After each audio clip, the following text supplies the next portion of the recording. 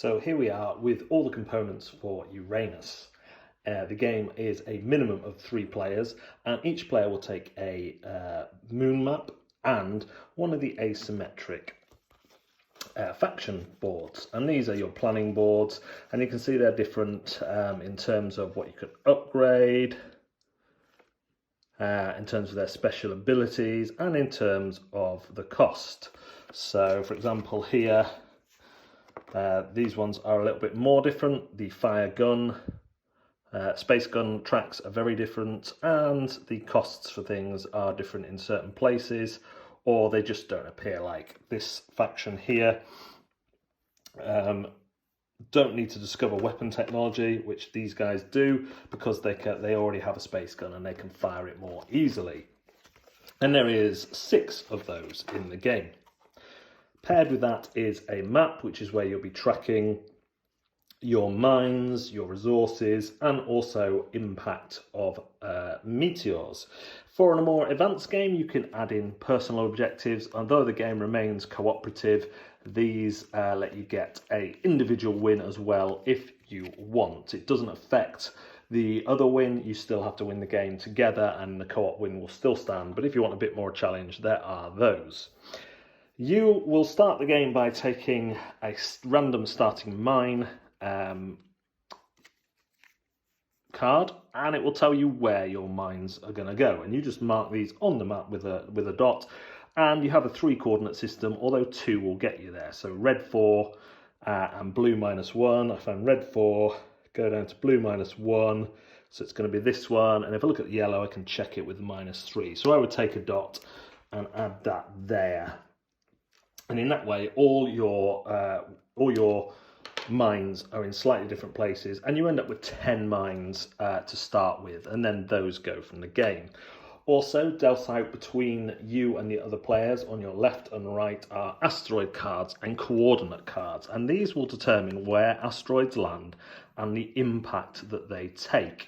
Asteroids land at the spaces on the on the round track, and blow up, causing you all sorts of problems. This would erase all those sections starting from this space, but you can rotate it and you can choose how to do it, which is quite handy, because once you have a few dead areas from asteroids, you can use those to minimize the impact of asteroids. And you're going to have 2 asteroids hit every time the yellow cube reaches, the round tracker reaches one of these spaces.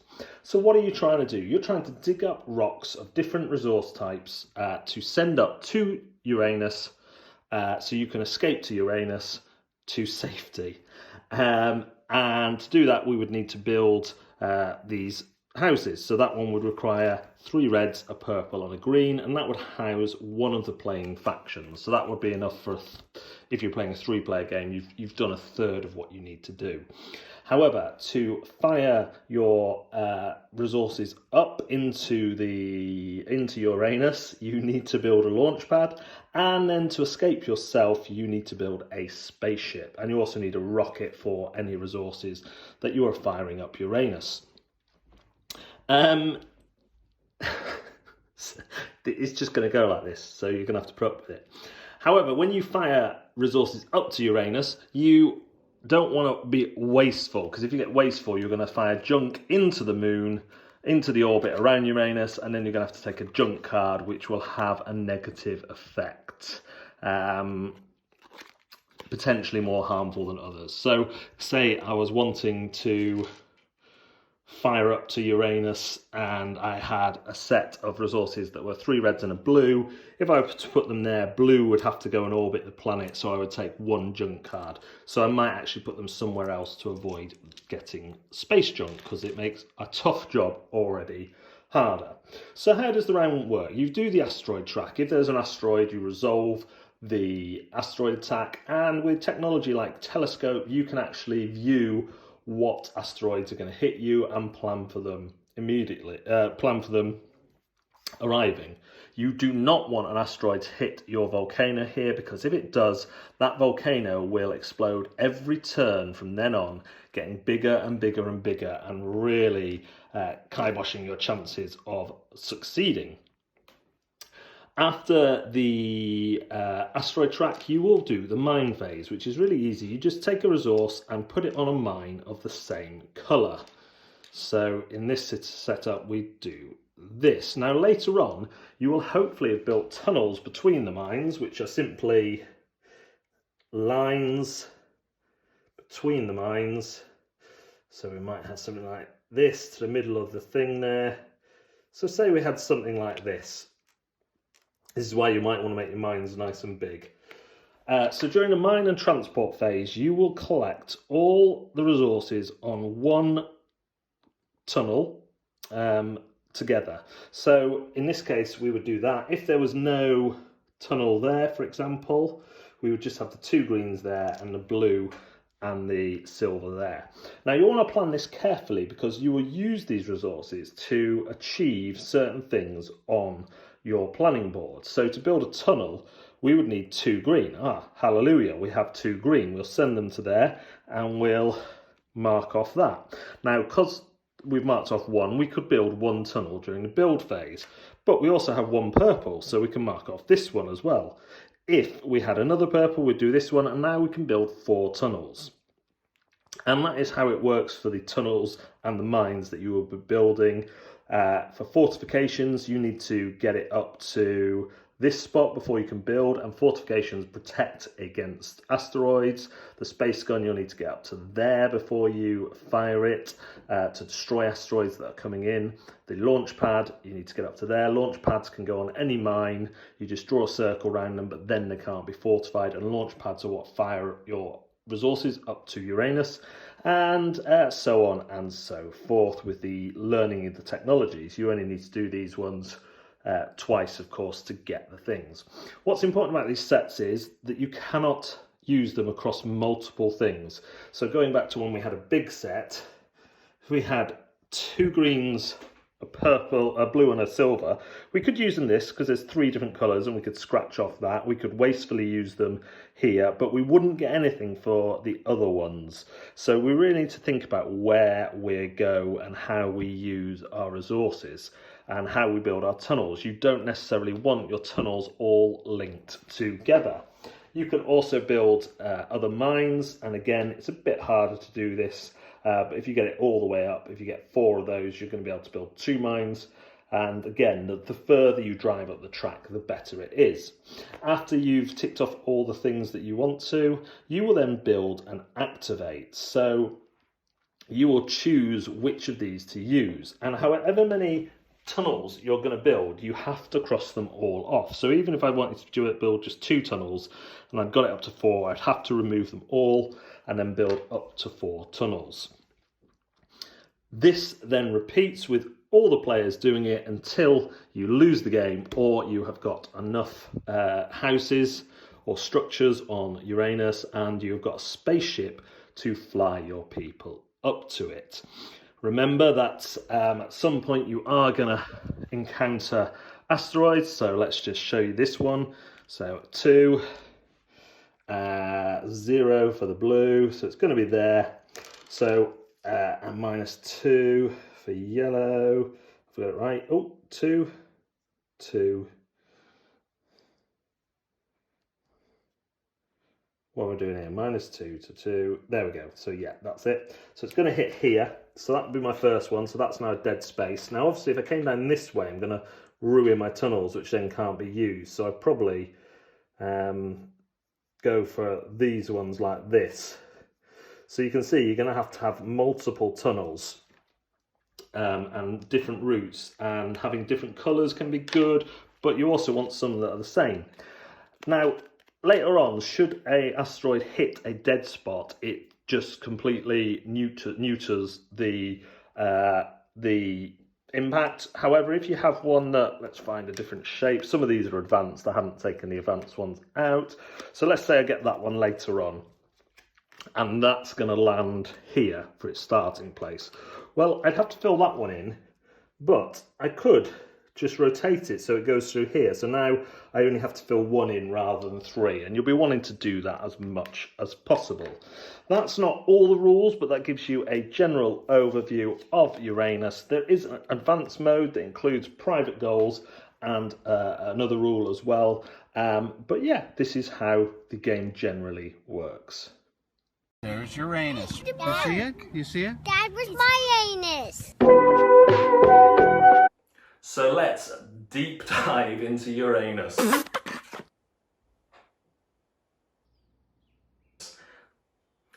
What are you getting from this game? You are getting a next tier family game from Dark Imp Games. What do I mean by that? Well, Dark Imp Games have built up a reputation for games that are accessible, family friendly, and really designed to draw families into time spent together that is around a board and a table rather than screens and other things.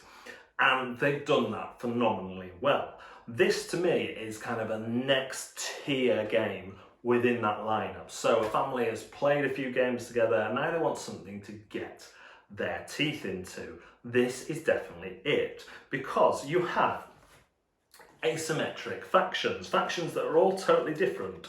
And games like this often get accused of being a little bit solitaire in that you're doing your own thing and you're not really concentrating on everyone else. Well, the asymmetric factions, the factions that are hugely different in this game, give you your cooperative onus, because their powers, the unique individual powers, help out your neighbours more than yourself. They let you do things like build mines and tunnels for your neighbours, build launch pads for your neighbours, which you're really going to need to do. Even some of the technology that's available for you all, telescope, can help your neighbours because it lets you see the meteors that are coming and therefore make preparations, not draw tunnels around where you want these meteors to land, what the shape of the meteors you want them to be. You get to do a lot of working together. And yes, there are moments when you're head down, as there will be with any drawing game, where you're doing this and going, right, what recipe do I need? That. But your ultimate goal also brings you together, because you're going to need to decide who's going to build which houses, who's got the best tunnel network to help on these structures, and you're going to need to work, despite being on separate moons, together to save your factions and win the game. In the Sanctuary of Uranus. Uranus! I know!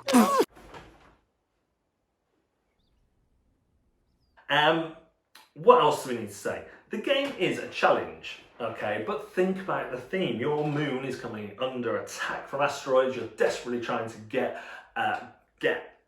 ready to leave, make sure everything's done, do it all in a safe way without being taken out. So I don't have a problem with the game being a challenge. The game needs to feel rewarding as a co-op. Also, you may look at this track to count the rounds and think, that looks long. But really, the game only has 4 phases each turn. 2 of those are really just quick upkeeps. One is to move the tracker along and do an asteroid resolution if it is one. And the other one is to get your mines and group all your resources together. So they take seconds really. Even when you're resolving an asteroid, it's just a case of turning them over if they're not already turned over, and you can either help each other work out where they hit or do one at a time in the other way that the other players are doing them. The grid system works really well. It's nice that you can do it with 2, but check then with the third one. Helps you avoid making mistakes.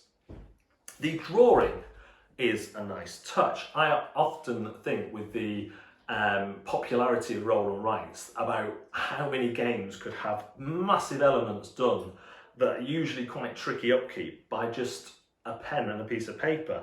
This is dry wipe. It works really well. It's a really efficient way of tracking your tunnels. If they get destroyed, you just colour over them. Yeah, it could have been done with wooden pieces, but that would have driven up the cost and it would have been a lot more fiddly. And also, when you knock the table, they would have moved. Tracking on here, when you have to rub it out and stuff, again, could be done with cubes, but then you probably want a dual layer board to stop all the knocking. The rubbing out and writing onto the pen really works really well, and it hooks into that fun of roll and write. And one of the reasons I think roll and write are so popular because we just love doodling and doing our own little things. I will say I would make, just a practical tip, this is a prototype so it may change, but these dots for the minds, you need to make them bigger because at the minute they're the width of the pen, and then if you draw a tunnel you can kind of obscure them, but that's only a minor thing. So all in all, I think this is a great package. It's already got a really good rule book, which is only going to get better, really good components, which are only going to get better, and it's got that drive to push people towards playing together.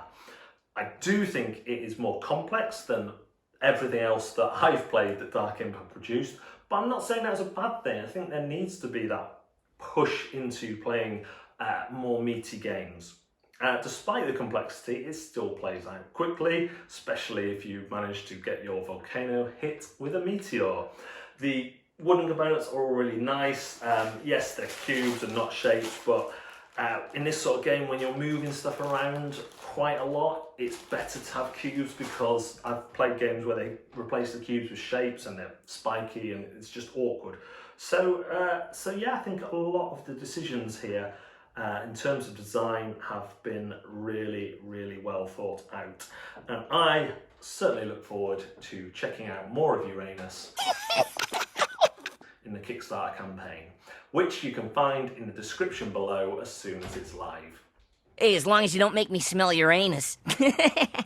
I don't get it. I'm sorry, Fry, but astronomers renamed Uranus in 2620 to end that stupid joke once and for all. Oh, what's it called now? Eurectum. Thanks once again for watching us here on Zatu. Do remember to like and subscribe to the video and ring the bell for notifications. During the week we are live on Facebook and on Twitch, and you can find us on all the other social medias as well. And don't forget to check out our Bush is a Board Game Thing podcast, available wherever you get podcasts. Thanks very much now. See you later.